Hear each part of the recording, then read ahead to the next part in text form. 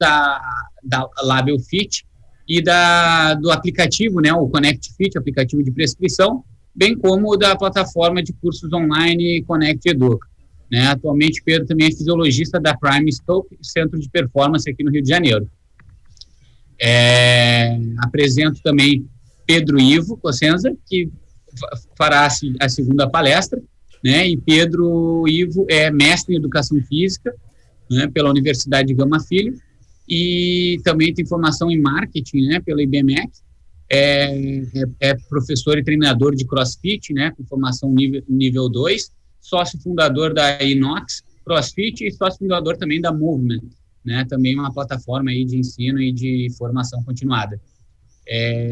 Daremos início, então, a essa sessão com a palestra do professor Pedro Menezes sobre exercício físico na era virtual, possibilidades e responsabilidades do professor de educação física. Pedro, fica à vontade para compartilhar aí seu material conosco. Seu microfone está Gabriel. Bem? Você me escuta bem? Sim, estamos te escutando. Maravilha. Primeiro, agradecer ao convite da Socerge, é uma honra participar de mais um evento como esse, já é a minha 4ª ou 5ª participação com vocês, é sempre uma honra estar dividindo a mesa com todos, né? Estamos entre amigos, né? Não só profissionais, todo mundo aqui já se conhece há uma longa data, o Pedro Ivo já foi aí meu orientador, fiz parte da coleta de mestrado dele, fui grupo de amostra dele, trabalhamos lado a lado aí desde 2002, então é um prazer muito grande. Eu acho que eu fico assim, uma responsabilidade muito grande também de trazer para um congresso como esse da Socerge o tema que está falando da teleeducação física, como você falou, dentro da atualidade, no mundo que a gente está tendo que lidar com situações novas. A minha preocupação inicial aqui foi tentar trazer as fontes que, de fato, eu uso e acredito no dia a dia de trabalho. E aí eu vou dar agora início, realmente, de fato, a minha participação dentro da Socerge. Vou lembrar a todos que as referências de tudo que eu vou mostrar estão contidas nos slides. Se, por acaso, alguém quiser pegar o material, ele está disponível também nesse QR Code aqui, junto com uma página minha pessoal. E se por acaso alguém desejar uma informação maior também, por esse link que eu estou disponibilizando aqui, ter acesso, contato direto comigo numa página pessoal, onde eu terei total prazer em responder perguntas e aprofundar ainda mais o conteúdo. Eu vou tentar ser bastante direto ao assunto na nossa aula de hoje, devido ao tempo da palestra, eu vou fazer questão aqui de tentar, de fato, respeitá-lo, tá? Então, partindo do início do programa nosso aqui, eu estou trazendo um conceito que lá fora já é bastante discutido. Aqui no Brasil, a gente tem escutado muito falar de um tema híbrido, né, que ele envolve tanto o presencial quanto o online. É nesse modelo que eu particularmente acredito. E dentro desse blended aqui, que é aprendizado, né, que a gente está falando de um mix de aprendizado, a literatura mostra para a gente hoje que você tem a capacidade de atender de uma forma individual, você tem como também personalizar um atendimento online para poder direcionar isso para uma pessoa ou um grupo. Você pode dividir ainda esse grupo de vocês em características. Aqui a gente pode imaginar como se eu estivesse falando de obesidade, de hipertensão. E aí, quando a gente consegue hoje, de fato, agregar essas mídias sociais já com uma visão desse modelo híbrido que a gente veio discutindo, você consegue, de fato, ter o que a gente vive no mundo real hoje, que é a divulgação em massa, a propagação do seu grande serviço, atingindo aí milhares e milhões de pessoas. Hoje, se você for estudar as mídias sociais, você vai ver que Facebook e Instagram é assustador o volume de dados por dia utilizados e o número de pessoas ativas em suas redes. Então, partindo para dentro desse mundo digital, existe um estudo muito legal, que para mim é uma referência muito boa, eles mostram uma geração chamada de geração sanduíche. Essa geração sanduíche, para explicar para vocês de uma forma bem simples, a gente pode pensar no indivíduo que tem de 30 a 49 anos como média, tá? Isso pode variar um pouquinho mais, dependendo da contextualização que o estudo é realizado. E por que eles são considerados sanduíches? Porque eles normalmente têm um filho para criar e muitas das vezes têm o cuidado com os seus pais dentro de uma união familiar. Então, ele precisa cuidar do seu filho e auxiliar dos seus pais, que estão, às vezes, dependendo dele, por isso que é chamado de sanduíche. E numa pesquisa feita com eles na era digital, a gente já encontra números bastante expressivos das pessoas que já usam, de fato, aplicativos para tentar controlar a sua saúde, para tentar ver número de passos, gastos energéticos, deslocamento, entre outras ferramentas que estão muito disponíveis hoje no mundo, que a grande maioria das pessoas aqui já conhece. Tá? A segunda parte também já mostra que eles já estão, de fato, pagando aplicativo para gerenciar a sua saúde. 81% mostram que essas ferramentas podem ser bastante confiáveis e 30% já estão com uso diretamente ligados à saúde, dieta e exercício físico. Esses dados trazem para a gente um número muito grande. Tá?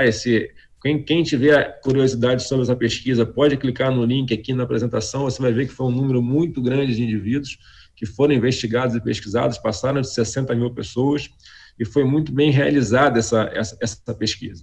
Então, dentro dessas características hoje digamos assim, de credibilidade para usar o aplicativo, da tecnologia para divulgação de informação, uma informação baseada com conteúdo, a gente pode ter em mente que a vantagem da tecnologia hoje, a principal coisa que eu considero, até mesmo pela minha formação, é de fato você ter um big data do teu aluno, do teu academia, exemplo, com dados que vão desde dados de atividade física até exames médicos, e dependendo do que você controlar, podemos aqui até falar de análise de vídeos de movimento, por exemplo, para quem é da área dessa educação física. Tá? Uma outra coisa que possibilita você, como a gente falou, o sistema híbrido, que vai permitir você ter um serviço presencial e online.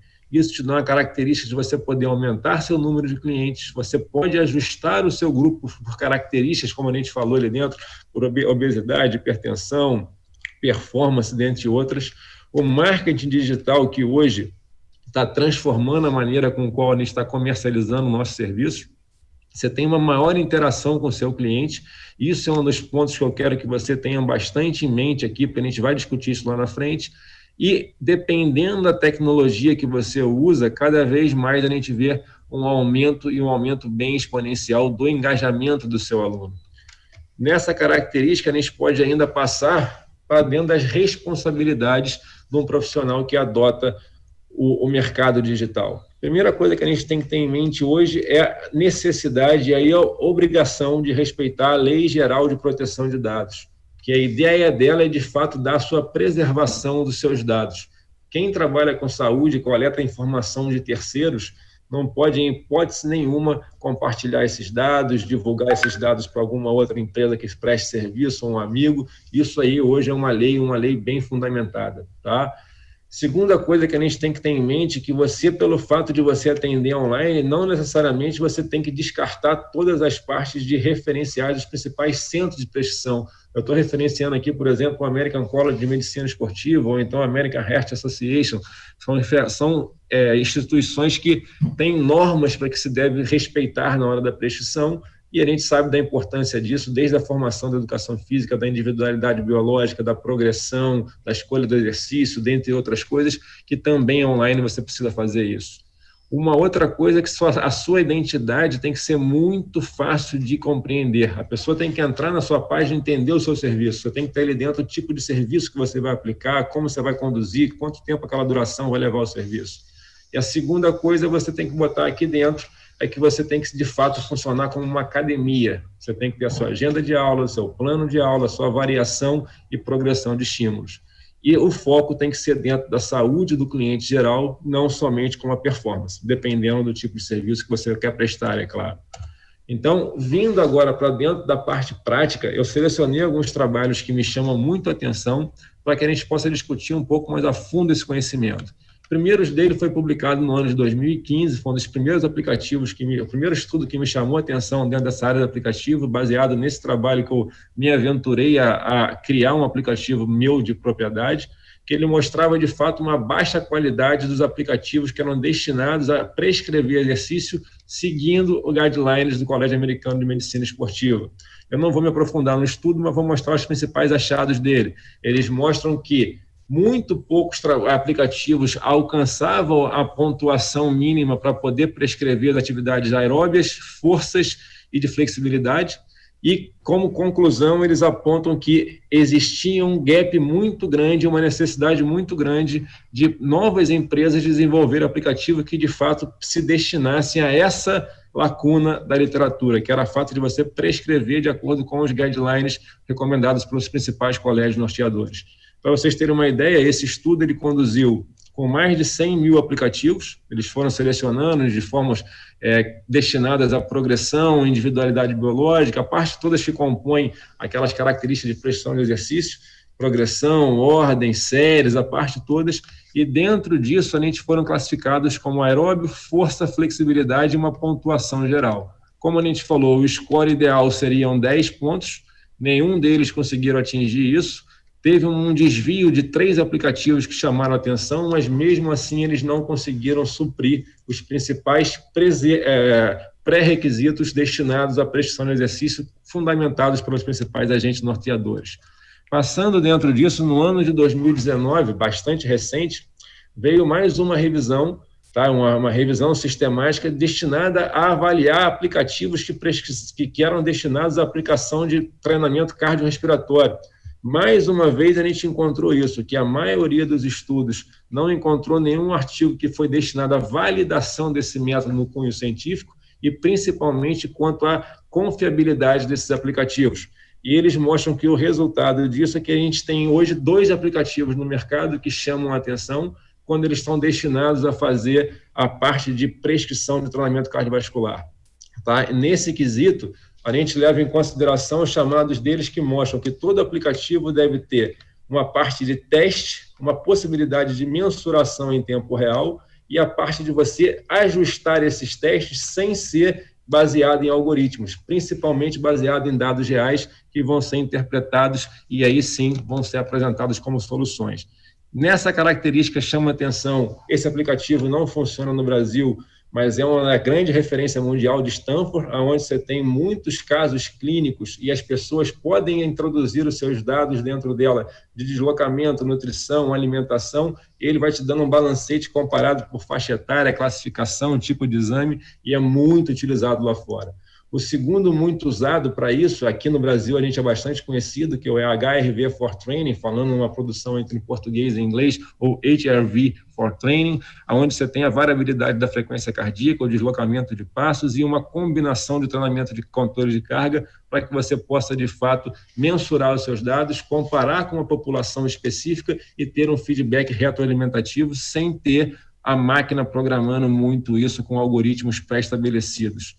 E hoje eu quero chamar muita atenção para vocês, é o mercado de saúde americana, onde a gente teve a compra da rede de farmácia CVS, que comprou a Aetna, que é o maior plano de saúde americano, por 69 bilhões de dólares, e o principal conceito deles para que isso pudesse acontecer teve que ser aprovado pela legislação americana, e dentro disso a principal função deles era de fato fazer a telemedicina e alguns grupos que vão ser orientados por aplicativos de forma como a gente mostrou, presencial e online, e dentro disso a Apple foi uma grande associada nesse processo, onde criou um aplicativo que as pessoas podem usar o relógio da Apple Watch para mensurar deslocamento, parte física, entre outras funções, também com aulas coletivas, e a gente vai ver que hoje ele já tem mais de 16 mil usuários comentando a respeito de como esse trabalho foi bem feito, como esse trabalho dá uma característica de possibilidade do profissional fazer uma forma progressiva, sistematizada e aplicada à população geral.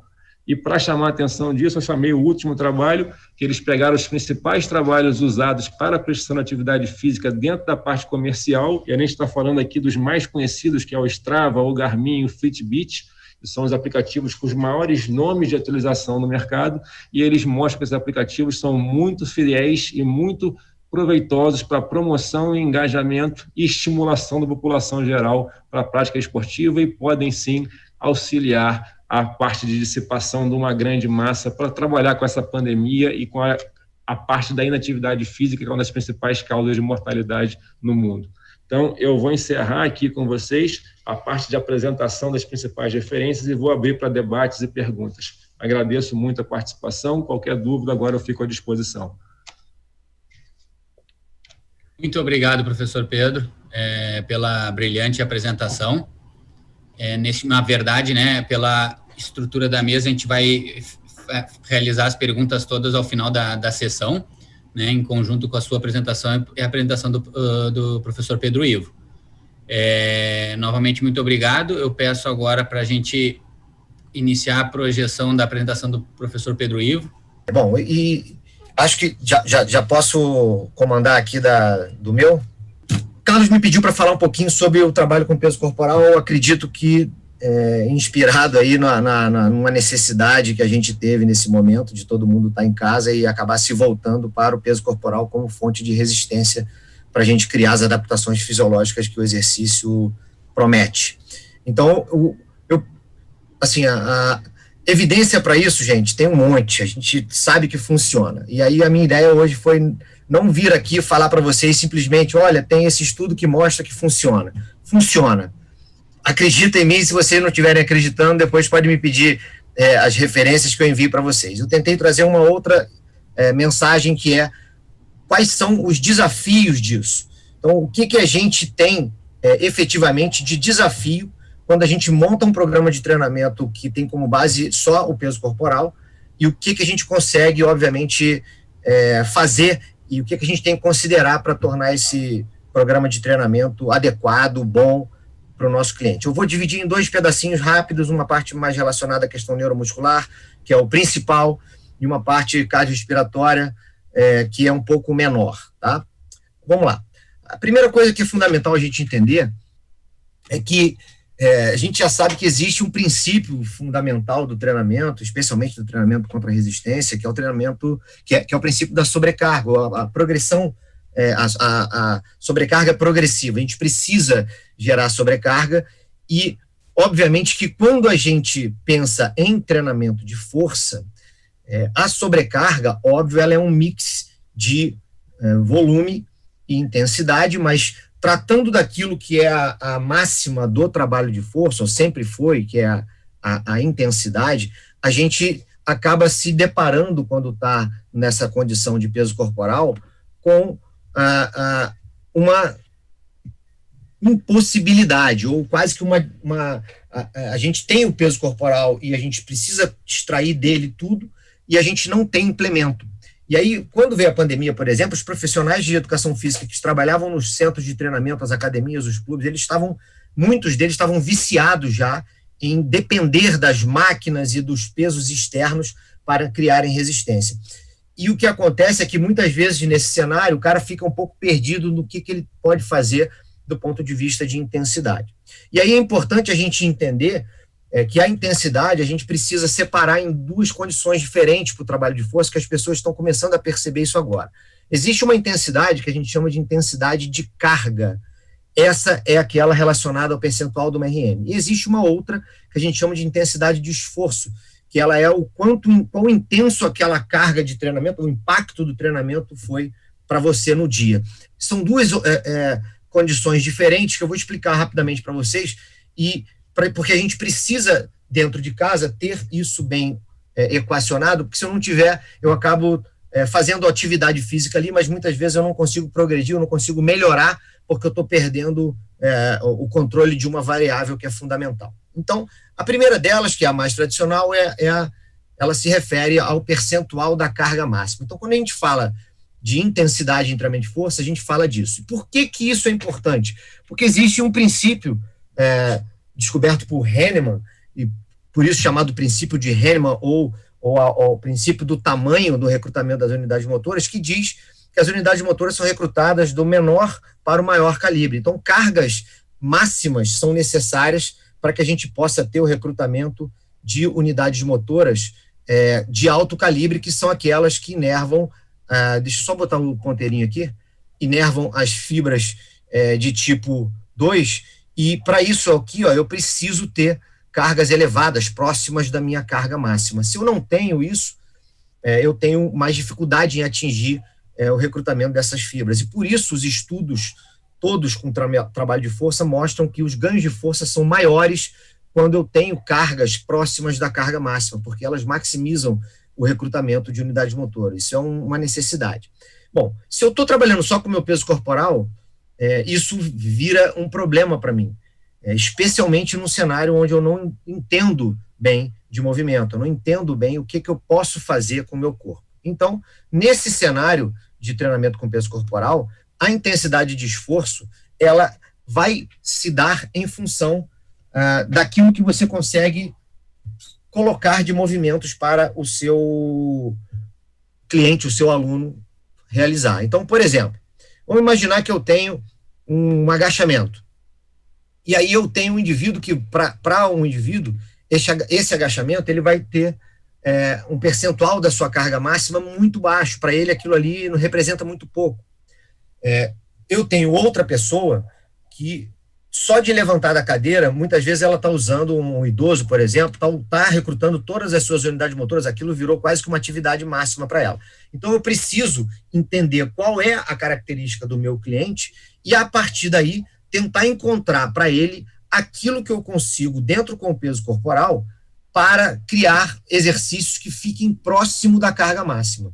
E aí, quando a gente fala de peso corporal, eu diria para vocês que os padrões básicos, isso vai ser muito difícil, especialmente quando a pessoa for mais jovem, for mais atlética. E aí você vai começar a ter a necessidade de entrar, por exemplo, em variações unilaterais, movimentos mais complexos, que você vai precisar ensinar para a pessoa a técnica para depois ela poder realizar esse trabalho.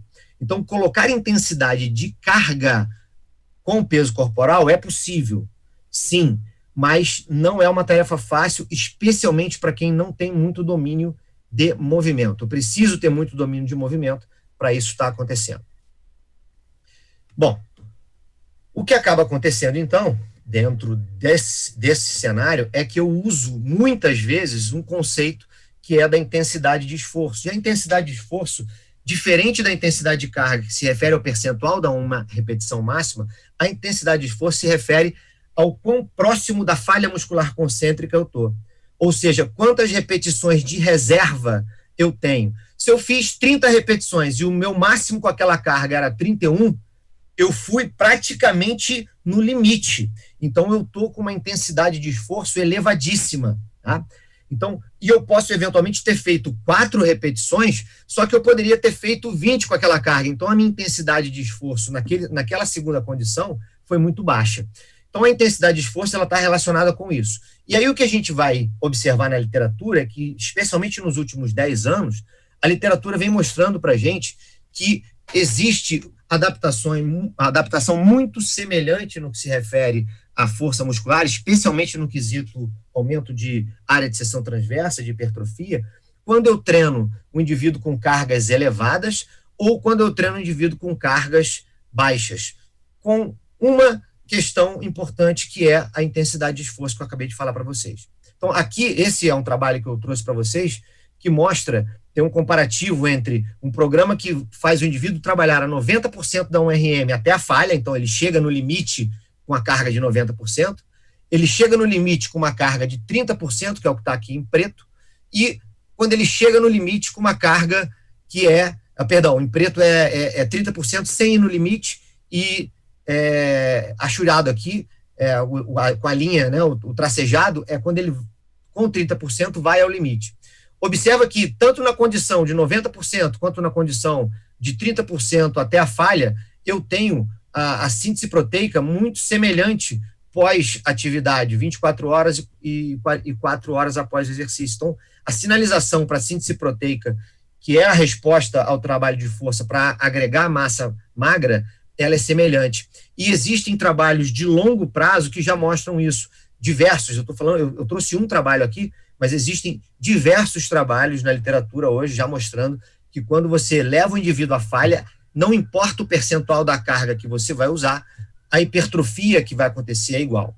Porém, a força máxima, ela sempre vai ser maior quando a gente trabalha com mais carga, por uma questão neural, tá? Mas isso, como eu falei, dentro de casa, é muitas vezes uma impossibilidade, tá? Isso fez com que alguns pesquisadores tivessem criado um novo contínuo de treinamento, que é quase como uma brincadeira. 3 a 5, 8 a 12, mais de 15, 30, qualquer zona de repetições, se você leva o indivíduo até a falha, você vai gerar adaptações para que ele tenha hipertrofia, para que ele tenha resposta favorável ao treinamento. Então, dentro de casa, usando só o peso corporal, você consegue isso. Você pode não conseguir a intensidade de carga, mas você consegue, certamente, intensidade de esforço. E é esse o ponto principal quando a gente está buscando o trabalho neuromuscular, o trabalho de força em casa. E aí, eu botei aqui uma listinha de algumas coisas que a gente pode fazer para casa, e aí eu não sei se essa palestra vai ficar disponível para vocês depois, mas por mim não tem problema, vocês podem disponibilizar, o pessoal aí da Socerj, eu não sei como é que está essa logística, mas fica aí liberado para vocês disponibilizarem isso para o pessoal. Você tem algumas estratégias que estão aqui, desde você diminuir o intervalo, diminuir a velocidade de fase excêntrica, criar momentos de pausa, combinar movimentos, você tem uma série de estratégias para aumentar a intensidade de esforço, tá? E assim garantir que você vai ter as adaptações neuromusculares favoráveis para a melhora da força, tá? Então, é possível, sim, a gente conseguir isso com o trabalho dentro de casa, tá? Não desanimem, porque dá para treinar muito bem dentro de casa. A outra opção, quando a gente está dentro de casa, é aumentar o volume. A literatura vem nos últimos anos, e a gente sabe que existe uma relação inversa entre volume e intensidade, a literatura vem mostrando, por algumas revisões sistemáticas e meta-análises, que a gente tem uma influência gigante do volume, especialmente no que se refere ao ganho de massa muscular e também ao ganho de força. Quanto mais volume a gente tem, mais ganho tem. Então, dentro de casa, essa passa a ser uma estratégia muito boa. Eu aumento o volume, aumentando a quantidade de séries, aumentando o número de repetições, aumentando o número de exercícios para um padrão motor ou para um determinado grupo muscular, dependendo da estratégia que você use de prescrição. Então, existe, sim, possibilidade muito interessante para a gente fazer o trabalho dentro de casa, e uma delas é, mais uma vez, utilização de volume de trabalho. Então, dentro da perspectiva neuromuscular, a gente vai buscar intensidade de esforço na dificuldade ou impossibilidade de botar intensidade de carga, e também vamos atrás do volume de treinamento para que a gente consiga ter um impacto bom de trabalho que vai estimular a síntese proteica e ganho de força muscular no longo prazo. Quando a gente fala no componente cardiorrespiratório, saindo da questão tradicional que é correr, por exemplo, que é só o peso corporal, mas não é disso que a gente está falando aqui, existem algumas evidências de que a combinação sistemática de exercícios com peso corporal que visam buscar a melhora de força, elas podem sim gerar o componente cardiorrespiratório, gerar um estímulo cardiorrespiratório importante para a gente. Então, eu tenho, por exemplo, um trabalho muito interessante do Ratamesh, que comparou diversos movimentos, dentre eles o que está aqui demonstrado, o burpee, que a gente usa muito no CrossFit, e fez os indivíduos realizarem algumas repetições desses movimentos. E olha só o que acontece com o burpee. Os indivíduos vão fazendo 30 segundos de burpee, que dá mais ou menos 10 repetições, eles chegam a quase 30 mililitros por quilo por minuto de consumo de oxigênio, fazendo 10 repetições num trabalho de 30 segundos. Então, imagina você combinar isso com vários outros exercícios para não gerar aquela fadiga localizada e gerar um efeito sistêmico, que você prolonga esse consumo de oxigênio elevado por muito tempo. E aí, quando você faz isso, você cria circuitos funcionais, e existe evidência de que esses circuitos funcionais, eles geram o estímulo mínimo necessário, recomendado para aptidão cardiorrespiratória. Olha, esse é um trabalho que mostra, por exemplo, tanto em homens quanto mulheres, que um circuito desse, com flexão de braço, agachamento, alguns saltos e tal, gerou, na média do circuito aqui, ó, uma frequência cardíaca de 154, que representava 82% da frequência cardíaca máxima. Um VO2 que era, no máximo, chegou a 49,7. A gente está falando de valores extremamente elevados, tá? Então, isso efetivamente é importante, é bom e gera melhora, existe evidência. Então, aqui eu só mostrei um estudo, um protocolo típico de peso corporal que o CrossFit utiliza, que é flexão, agachamento e barra. Você, por 20 minutos, realiza essa sequência a maior quantidade de vezes que você consegue. Os estudos com esse trabalho, com esse tipo de modelo, são muito bons. Aqui eu trouxe só um com as variáveis fisiológicas medidas do ponto de vista agudo. Esse protocolo de trabalho chamado SIND de 20 minutos gerou o VO2 de trabalho médio 34,4, que era 66,2% do VO2 máximo, extremamente interessante. Os indivíduos ficaram acima de um valor limiar por mais de 52% do tempo da atividade. A frequência cardíaca chegou a 182 batimentos. Então, é muito semelhante a uma atividade cardiorrespiratória tradicional, só que você está combinando movimentos com peso corporal, que você pode fazer em qualquer lugar. Tá?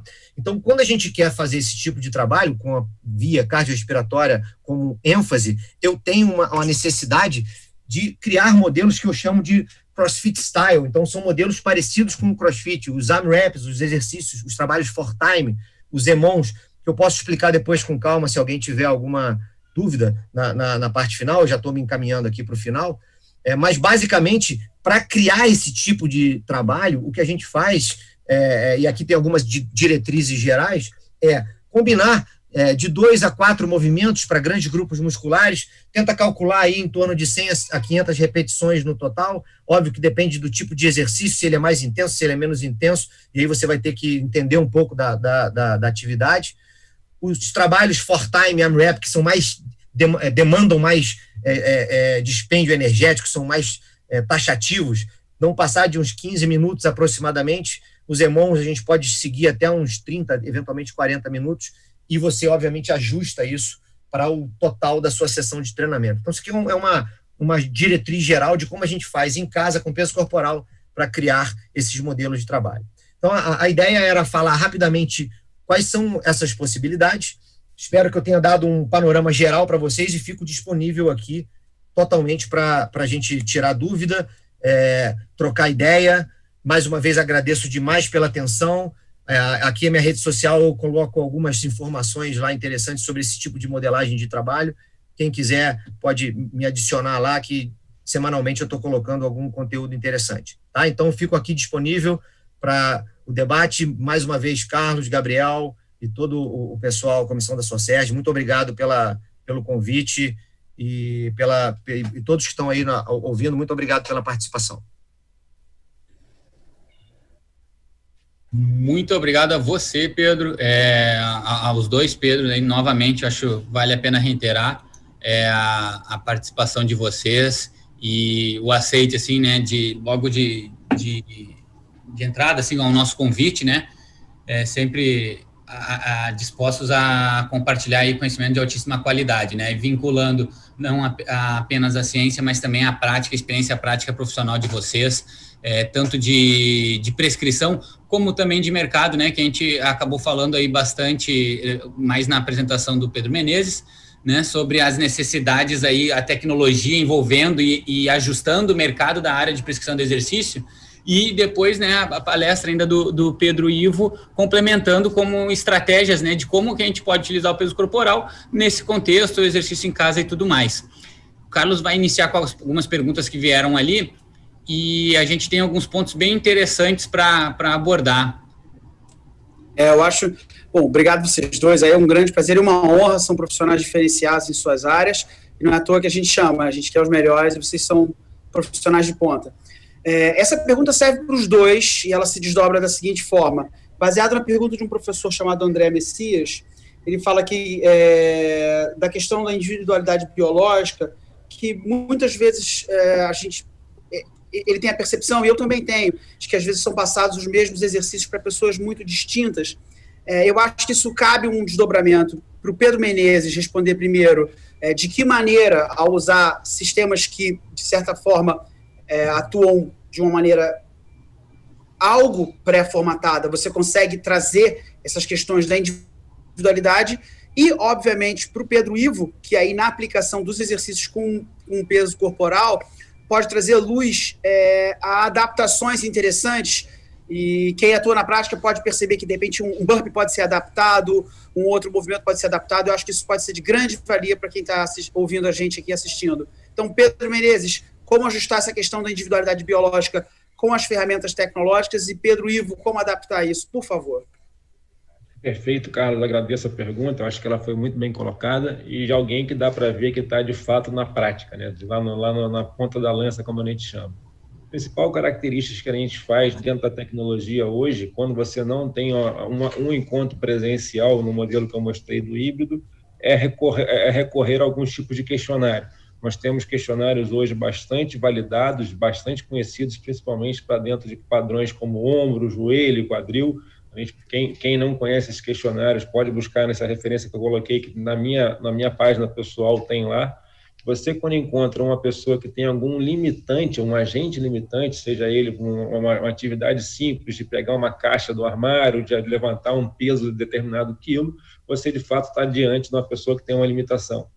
todo programa, a gente tem os exercícios que são os pilares principais. O Pedro Ivo deixou isso muito claro na palestra dele, da intensidade da carga para depois a intensidade do esforço. Quando você tem um tipo de pessoa limitada a um determinado padrão de movimento, você vai tentar primeiro ajustar aquele movimento para ela num plano de eixo diferente, alguma sugestão que você troca o exercício. Você não precisa inventar um exercício que seja muito mirabolante para todo mundo. Mas se você tiver um programa que você erra menos, quem erra menos tem mais sucesso. Então, nós temos questionários hoje para testar joelho, coluna, ombro, quadril. Você consegue interagir com o teu cliente para poder conversar com ele de uma forma remota qual é a gravidade dessa dor, e depois você vai usar o bom senso e o conhecimento para a escolha do exercício e a progressão. O Pedro Ivo deixa isso claro, como essa aula que ele deu agora. Carlos, complementando, o Pedrão já falou bem, mas, assim, rapidamente para o pessoal entender. Eu tenho, a minha forma de montar programa é simples, o corpo humano ele precisa empurrar o vertical horizontal, puxar vertical horizontal, agachar, dominância de joelho unilateral, bilateral e tirar peso do chão, que é o que a gente chama de dobradiça de quadril. Acabou. Tirando isso, a gente tem necessidade de estabilização core, escápula e quadril para que esses outros movimentos aconteçam de maneira perfeita, sem carga, sem sobrecarga onde não tem que ter, e aqui a pessoa possa se machucar. Então, o que acontece quando eu programo o meu treino, eu não programo um exercício específico, eu não programo assim, hoje é agachamento com a barra acima da cabeça. O programa é agachamento. Então, eu propus agachamento com a barra acima da cabeça. O cara que não tem a posição, não tem a mobilidade, ele não faz. O cara que não sabe a mecânica do agachamento com barra, ele não faz, ele vai fazer só com peso corporal. O cara que não tem que tem limitação do tornozelo, ele não consegue agachar fundo, ele vai agachar parcial. Então, dentro da dimensão do movimento que eu preciso trabalhar, e todo mundo precisa basicamente dos mesmos movimentos, o que a gente faz é ajustar aquele movimento que aquela pessoa consegue fazer, mas que faz com que ela saia dali trabalhando aquilo que qualquer pessoa precisa trabalhar, tá? Basicamente é isso, e aí assim a gente consegue individualizar completamente o trabalho. Então, parece que está todo mundo fazendo a mesma coisa, entre aspas, tá e não tá. Exatamente. É um barato ouvir essas respostas, porque eu acho que com o alcance que a gente tem aqui, não só hoje, mas também gravando isso e disponibilizando, acho que os profissionais de educação física podem perceber que você pode trabalhar de maneira criteriosa, né, com um grande alcance, segura e eficaz. Eu me lembro, Pedro Ivo, que você já alguns anos atrás falava que procurava não saturar um determinado movimento e procurava sempre compor, sempre trazendo com você essa questão da sua formação, dessa atuação dentro do fortalecimento já prévio, muito forte, que complementa e se encontra com a tua atividade. Eu acho que isso é bem interessante. Infelizmente, o nosso tempo não é muito extenso. Se vocês dois quiserem fazer um comentário rápido, acho que a gente consegue encerrar assim 18h20 e libera o espaço para os próximos palestrantes. 30 segundinhos cada um seria legal, algum comentário rápido. Pedrão, eu ou você primeiro? Pode você, na ordem, vai na ordem. Mais novos. Não tão mais novo assim.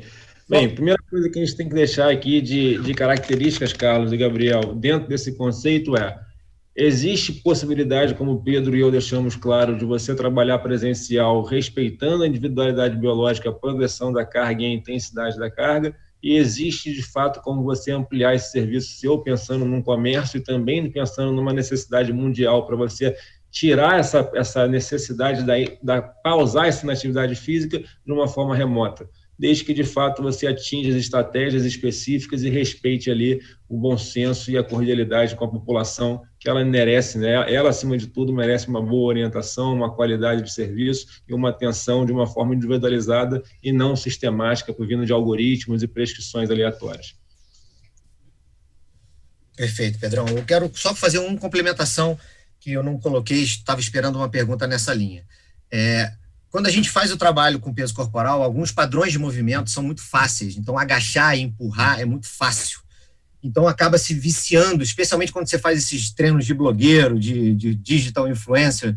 você acaba ficando muito viciado em padrões de empurrar e agachar, e a dobradiça de quadril e os padrões de puxar, eles são esquecidos. Existem muitas opções para a gente fazer em casa, com peso corporal, esses padrões, mas, obviamente, você precisa buscar essa informação. Você, profissional que está me escutando, busca a informação, vai atrás de como você pode trabalhar esses padrões motores com peso corporal, tem muita informação aí para isso, e a gente consegue, sim, com o peso corporal, montar programas de treinamento espetaculares. Mais uma vez, pessoal, muito obrigado pelo convite, Carlos, Gabriel, pessoal da Socerge, muito feliz aí com a participação. Pedrão, beijo no coração.